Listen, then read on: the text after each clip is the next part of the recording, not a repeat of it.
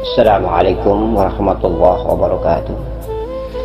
Alhamdulillah wa syukurillah wa ni'matillah.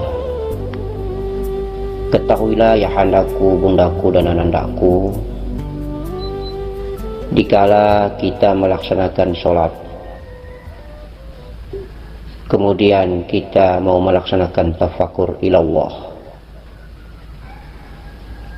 maka duduklah bersila atau mencari bagaimana cara duduk yang nyaman dengan baik. Duduk bertahiyat atau duduk bagaimana caranya, sebagaimana Rasulullah biasa melaksanakan cara bertafakur dengan duduk bersilah, atau cara duduk sebagaimana amalan para salik di dalam mengamalkan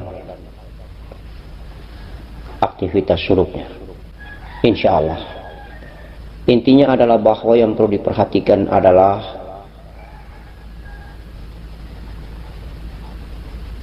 nafas yang keluar masuk melalui hidung ini, mulut dikatupkan, pendengaran telinga difokuskan, pandangan mata ini dipejamkan. Ikutilah gerak nafas yang masuk dan keluar. Gerak nafas yang masuk Hu, nafas yang keluar Allah. Nafas ini adalah juga ciptaan Allah. Nafas ini adalah juga makhluk yang mulia. Nafas ini terlampau lama dan terlampau banyak hamba Allah melalaikannya, tidak pernah menghiraukannya ketika dia keluar dan masuk. Karena nafas ini tidak dilihat bentuk dan wujudnya, maka banyak sekali kita manusia di muka bumi ini lalai.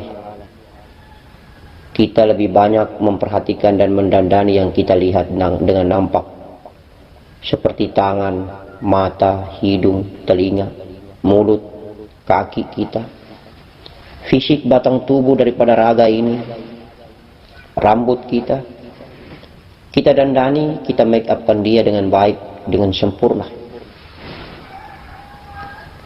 Kita hias, kita olesi dia dengan berbagai macam alat-alat kecantikan dan ketampanan. Tetapi nafas yang keluar dan masuk ini, kita lalai, kita tidak pernah perhatikan dia. Batang tubuh yang kita sangat mencintai ini, kita wuduhi, kita bersihkan, kita sabuni, kita cuci, kita wangikan dia dengan parfum.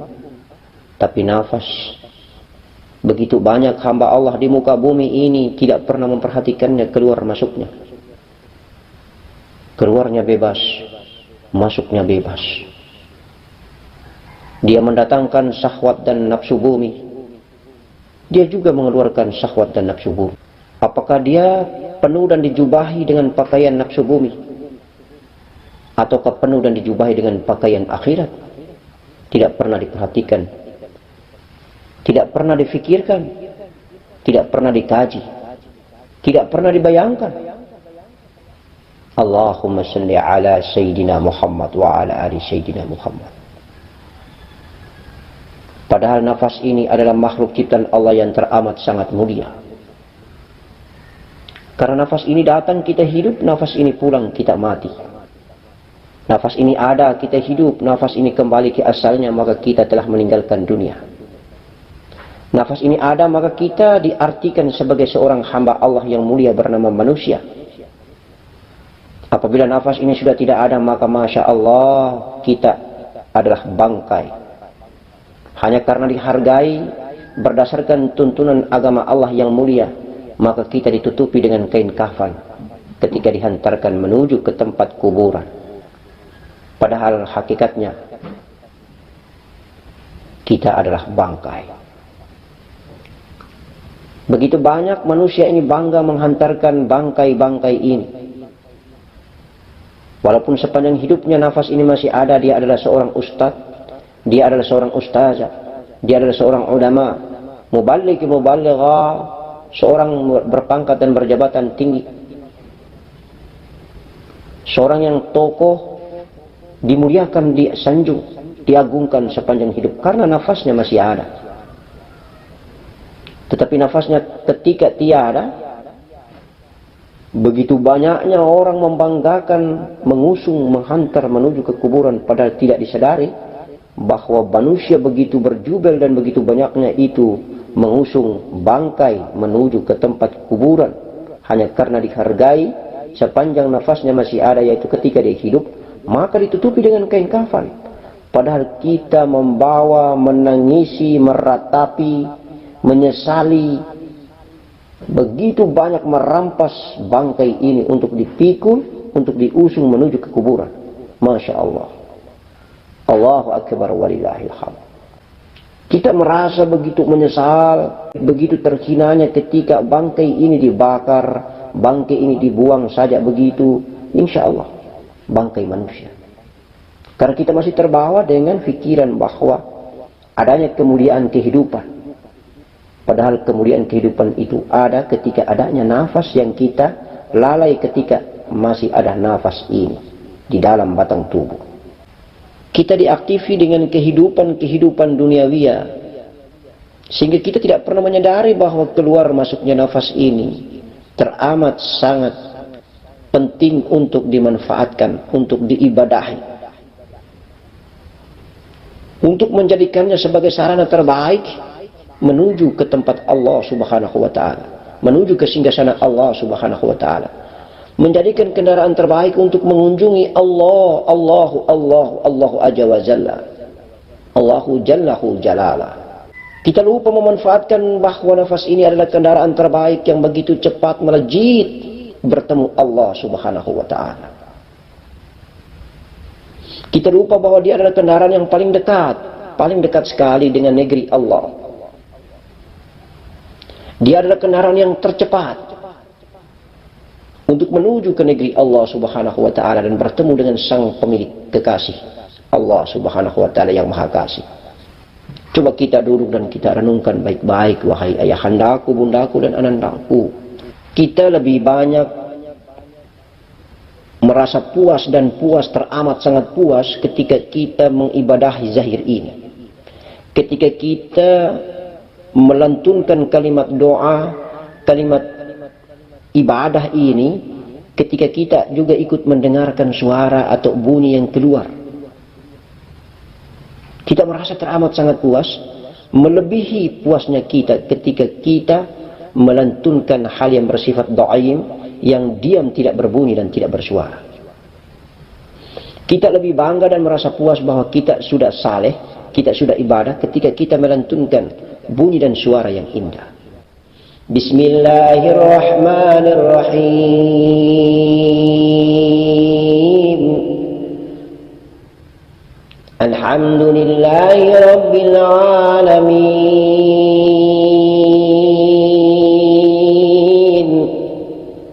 Ar-Rahmanirrahim. Maliki Yaumiddin.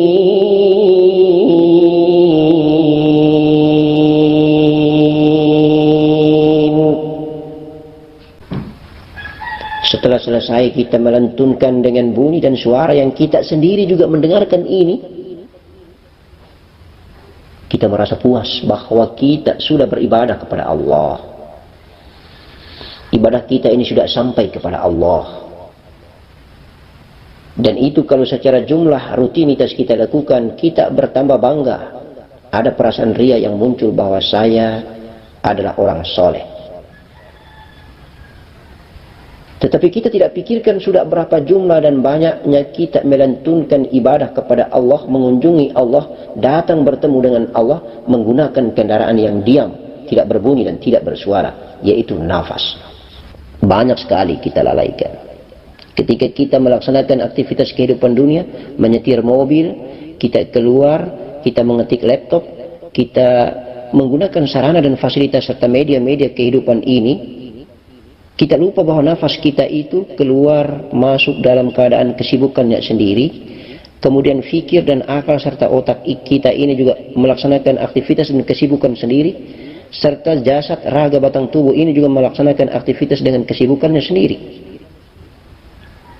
Oleh karena itu maka kesimpulannya begini, mari kita kumpulkan semua akumulasi aktivitas kehidupan ini, menjadikan epicentrum nafas sebagai pusat aktivitas, menjadikan nafas menjadi kendaraan terbaik satu-satunya. Kita kumpulkan semua aktivitas ini, biarkanlah kita serahkan kepada nafaslah yang berjalan dan menjalani aktivitas ini. Nafaslah yang mengendarai perjalanan semua kebutuhan dan hajat kita untuk bertemu kepada Allah Subhanahu wa taala. Ketika nafas ini masuk hu, keluar Allah, masuk hu, keluar Allah, tandanya kalau sudah masuk ke area negerinya Allah, yaitu rasa. Kalau kita sudah merasakan adanya rasa cinta, adanya rasa rindu, adanya rasa, kita rasakan itu rasa bertemu dengan Allah. Rasa tidak pernah mau berpisah lagi dengan Allah. Rasa yang sangat luar biasa yang hanya merasakan itu saja yang bisa merasakan adanya rasa itu. Allahu Akbar. Maka insya Allah hamba Allah ini selamat dunia wal akhirat. Insya Allah imannya masih ada, Islamnya masih ada. Dia tidak pernah dilepaskan oleh Allah saat yang tiada tetapi ada itu. Dia telah menyatu, disinggahi, dikunjungi, dia telah diliputi oleh Allah yang hampa tetapi ada. Alif yang bernama nafas ini adalah kendaraan terbaik, kemudian telah tenggelam di dalam negeri area Allah yang bernama rasa. Maka perasaan rasa itu telah dimiliki dan tidak pernah terlepas lagi. Ada waktu tertentu, momen tertentu, kita kehilangan rasa. Dan perasaan penyesalan itu luar biasa. Rasa yang ada di dalam perasaan itu kalau sudah tidak ada, maka perasaan menyesali tentang kehilangan rasa itu sangat luar biasa dan dahsyatnya.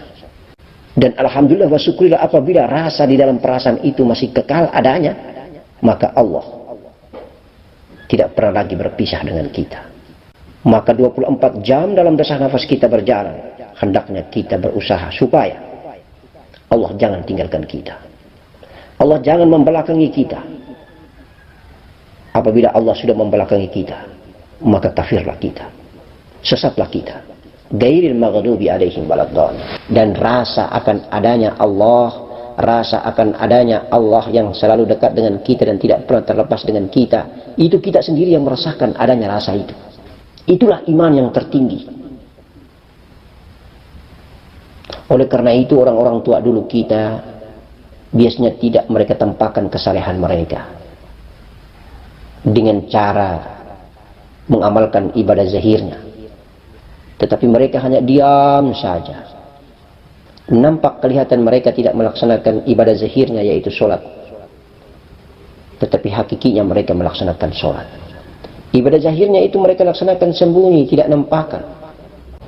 Kalau kita sekarang melaksanakan ibadah zahir dengan kebanggaan dan keriaan, duduk berkumpul, bermuzakarah misalnya, bersama teman-teman, duduk berkumpul walaupun tidak bermuzakarah, tidak berhalaqah, duduk berkumpul biasa saja, aktivitas kehidupan dunia, ketika mau sholat juga dilaporkan.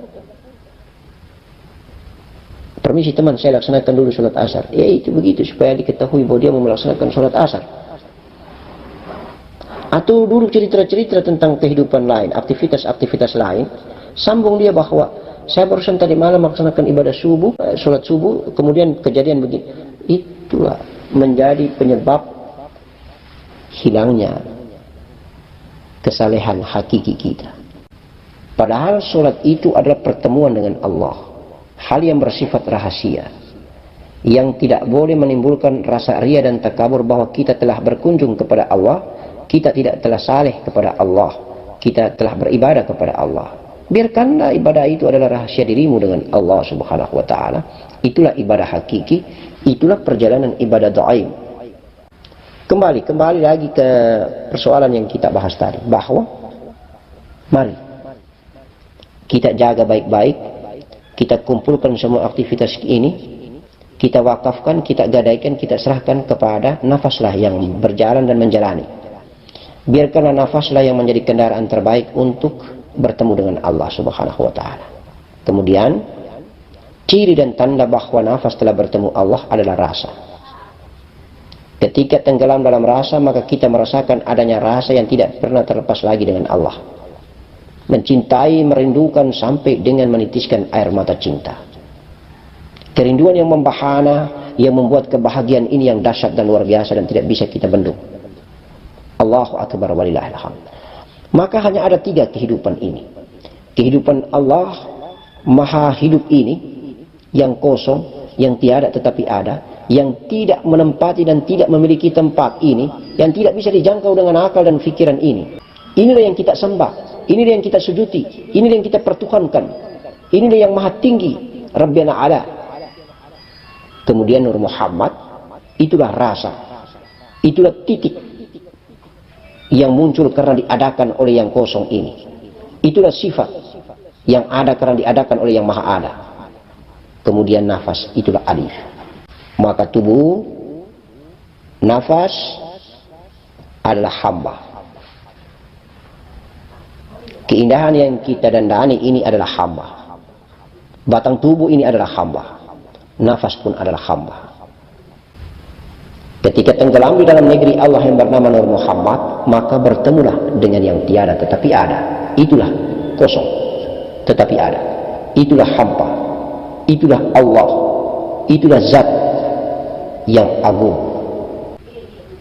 Mudah-mudahan pencerahan ini adalah merupakan sebuah lahan untuk kita renungi bahwa begitu banyaknya lautan manusia di muka bumi yang hidup di atas muka bumi ini, sedikit sekali memanfaatkan perjalanan nafas yang keluar masuk. Kemuliaan, keindahan yang diberikan oleh Allah Subhanahu wa ta'ala melalui nafas ini tidak pernah dimanfaatkan sebagai sebuah kendaraan terbaik menuju mengunjungi Allah Subhanahu wa ta'ala. Itu yang menjadi renungan buat kita. Maka mari kita renungkan. Hidup ini hanya ada 3. Kosong, titik, alif. Alif itulah nafas, titik itulah Nur Muhammad. Kosong itu zat Allah, tiada tetapi ada, insya Allah. Maka hanya ada Nur Muhammad yang mengunjungi Nur Allah. Nurun ada nurin, cahaya di atas cahaya. Ketika nafas telah fana, tenggelam, maka hanya ada Nur Muhammad, hanya ada titik yang tenggelam di dalam tiada tetapi ada, kosong. Maka sesungguhnya Nur Muhammadlah yang fana, sifatnya lah yang fana di dalam zatnya, insya Allah. Sifatnya lah yang beraktivitas, sifatnya lah yang ditiupkan oleh Allah Subhanahu wa ta'ala ke dalam batang tubuh Adam. Sifat inilah yang beraktivitas, sifat inilah yang menggerakkan dan merodai, meremoti batang tubuh yang ada. Darah, daging, tulang, kulit, urat, bulu, jantung, empedu, limpa, hati, dan paru-paru. Semua elemen-elemen batang tubuh ini digerakkan oleh yang maha gerak melalui wakilnya, yaitu melalui sifatnya yang ditiupkan ke dalam batang tubuh ini. Dan saatnya dialah yang mengadakan adanya rasa. Dialah yang membuat kita bisa merasakan adanya rasa. Saatnya nanti dia akan pulang. Yang ditiupkan oleh Allah ke dalam batang tubuh Adam ini akan pulang. Itulah kita menggunakan bahasa awam, kematian. Dia telah meninggalkan raga yang sekian lama dia berada di dalam batang tubuh ini. Dia akan pulang ke hadiratnya. Dia kembali ke asalnya. Kemudian wadak yang ditempati yang bernama nafas atau jiwa inilah yang akan mempertanggungjawabkan selama dia berada di dalam batang tubuh yang hina dina ini. Allahumma salli ala Sayyidina Muhammad wa ala ali Sayyidina Muhammad. Batang tubuh yang sejati, batang tubuh yang menjadi induk dari segala batang tubuh yang mulia, itulah Muhammad sallallahu alaihi wasallam. Nafas yang sejati, nafas yang menjadi induk daripada seluruh nafas ciptaan Allah Subhanahu wa ta'ala adalah nafas Muhammad, Ahmad namanya. Itulah jiwa Ahmad. Nur yang menjadi induk daripada nur sejati, daripada segala nur-nur yang ada pada diri batang tubuh manusia adalah nur Muhammad sallallahu alaihi wasallam. Dan zat yang agung, ahadul wujud, zat Allah subhanahu wa ta'ala. Barakallah, baraka Rasulullah, baraka wali-wali Allah. Kun fayakun. Satu harapan bagi kita adalah bahwa bolehlah kemuliaan raga ini, batang tubuh ini dimuliakan dengan begitu banyaknya manusia menghantar dan mengusung jenazah ini menuju kuburan. Tetapi lebih mulia lagi itu ketika waktu sakaratul maut, nafas atau jiwa kita ini pulang mengunjungi Allah, dihantarkan, dijemput oleh ribuan saf para malaikat, dan dihantarkan pula berjubel-jubelnya para malaikat menghantarkan pulangnya nafas dan jiwa ini menuju ke hadirat Allah subhanahu wa ta'ala. Itu yang kita inginkan. Karena yang mulia itulah dia datang, yang mulia ini pula yang pulang. Tetapi alangkah lebih mulia lagi dan lebih mulia lagi dan lebih mulia lagi ketika hamba Allah itu tiada lagi berpisah antara batang tubuhnya dengan nyawanya.